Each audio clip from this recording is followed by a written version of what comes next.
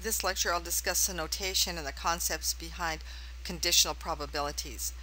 In Mendenhall, and then the following lectures will give the addition and the multiplication rules. Okay, Mendenhall has these this information in sections 3.3 and 3.5 and 3.6.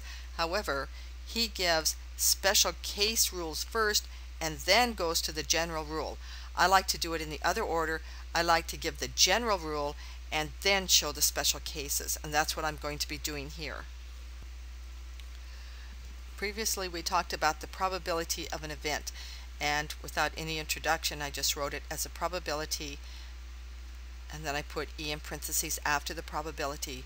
That is a typical notation. P stands for probability, and in the parentheses you put the event, a symbol representing the event, or other information about the event if it's pertinent. So we're talking here about what are called conditional probabilities. This is the probability that event B will occur, and this vertical line means given that event A has already occurred.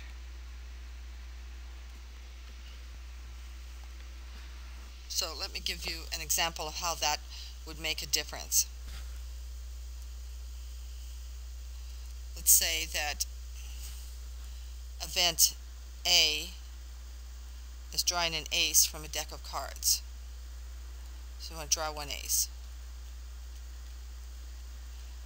Let's look at the probability, and then B will be the probability of drawing a king. And this is B drawing the king. Okay, if I look at them by themselves, what's the probability of drawing an ace from a deck of cards? Okay, I'm going to put the number of ways that the event A can occur over the number in the sample space. The sample space is a deck of cards. There's 52 cards. The number of aces in the deck is 4 over 52. How about the probability of B? Okay, the number of kings is 4, and there's 52 cards in the deck. Now let's look at the probability of drawing a king given that an ace has already been drawn. Okay, if the ace has been drawn and we're not replacing it in the deck, okay, I'm talking about not replacing it. That's another problem if you replace it. So you've drawn an ace and you're holding that in your hand or whatever, then the number of cards left in the deck is only 51. Alright, there's still 4 kings there because I only drew an ace. So you can see the difference. The probability of B given A can be different from the probability of B itself.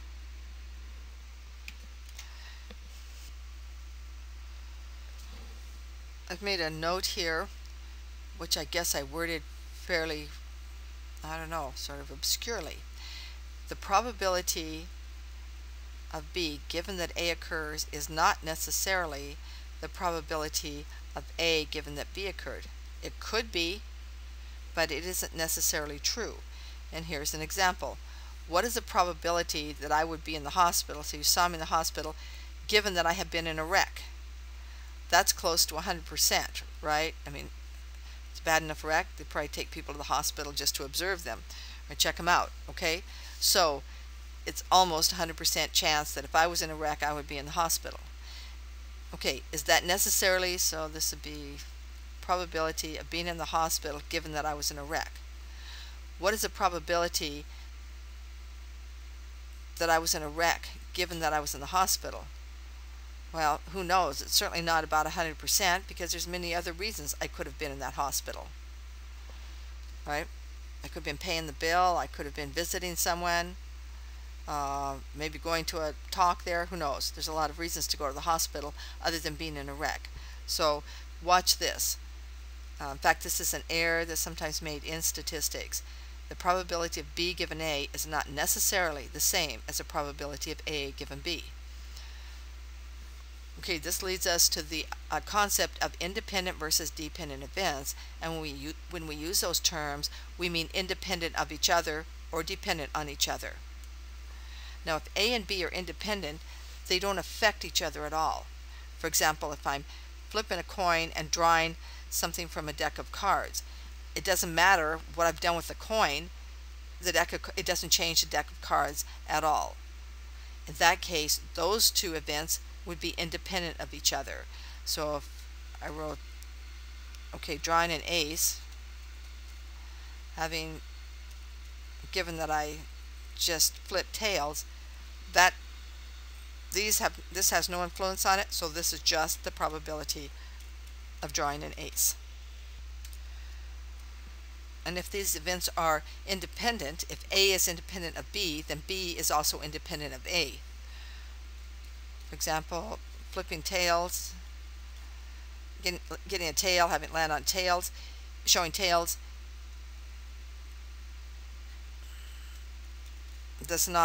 was not influenced by the fact that I just drew an ace from the deck of cards. So this just reduces to the probability of tails. So we have here conditional probability means the probability of some event B given something afterwards. It could be you wanted A and C and D to have already occurred. Then you want to look at the probability of B. The vertical line you read as given that the following has already occurred. The probability of B given whatever reduces just to the probability of B if B is independent of the events after the vertical line.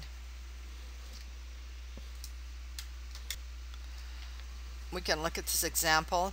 This will be an example of dependent events, and we're looking at drawing two aces from a deck of cards. A is the event of drawing an ace from the deck of cards. What's the probability of A? There are 4 aces in the card in a deck of 52 cards. Now we drew it and we are not replacing it, so that once this card has been drawn there are only 51 cards and 3 aces. So the probability of B given A is 3 because there are only 3 aces left and there are only 51 cards left. Now instead of just the conditional probability, we might be looking at the situation where we want the probability of 2 events occurring simultaneously or in sequence, one right after the other. That's called AND. Sometimes we want B or A to occur, and if we don't care if we mean B or A or both, that's called the inclusive OR. There's also an exclusive OR. An exclusive OR means A or B, but not both. So here, if you're inclusive OR, it's A or B or both. Now there's different symbols that are used for this.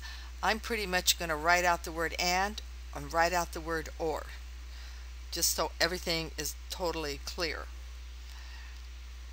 But here's the other notation. And this is considered, it gets sort of confusing when you first look at that, because we have one terminology of what we mean by AND, but what it means in these kind of events and in logic and also in other fields such as electronics, this AND means intersection, and the OR means union. I'm showing on this Venn diagram here AND, because what's happening right in this space right here at this intersection of A and B is that both A and B are occurring. Over here A occurs but B doesn't occur. Of course the same, B occurs but A doesn't occur. Alright, now when I look for the OR or the union, that's shown in this Venn diagram, because it can be A or B. Doesn't matter where the event is, okay? Or no, it doesn't matter the occurrence that gave that event. Here's the other notation for intersection. It looks like this, an upside down U. Sometimes it's written in kind of a pointy fashion. This notation is used in logic. How can you keep these straight? Well, if you need to think of something, which I do a lot. Okay, what is AND? It's got an A in it. This kind of looks like an A without the crossbar. Same here. Okay. Now for the union, it's just the opposite. Here's the OR, so you're showing this symbol, and then sometimes it's pointed like a V, and that's a symbol for union. Now we looked, when we were talking about conditional probabilities, we looked at independent events. Now we're going to look at events that are considered mutually exclusive or disjoint. In a mutually exclusive event, they both can't occur at the same time. You can see that on the Venn diagram here. There's no intersection of A and B. This is for mutually exclusive. That means if you have A, you can't have B. If you got B, you can't have A. What are things that are mutually exclusive? Well, if it's Wednesday, it's not Saturday. Okay, either you're employed or unemployed, either you're dead or alive, like that. Okay.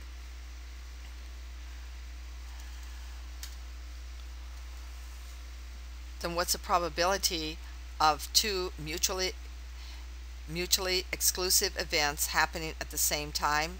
Its probability is 0, because it can't happen because they are mutually exclusive.